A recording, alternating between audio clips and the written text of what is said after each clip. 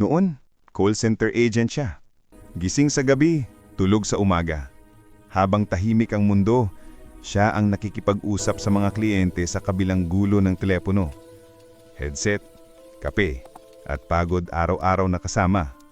Pero sa Good tuwing evening. How nagkakaroon can I ng assist sandaling you tonight? tahimik, tinatanong niya ang sarili, ganito na lang ba habang buhay? Alright, let's get through this. Sanay isang Just a mag-solve few ng more problema hours to ng go. iba. Pero hindi niya masagot ang sarili niyang tanong.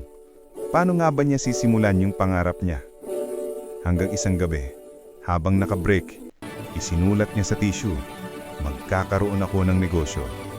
Simpleng sulat, pero yun ang unang hakbang. Maraming beses siyang nabigo. May araw na walang benta, may gabing gusto ng sumuko. Pero tulad ng dati, bumalik sa call center mindset.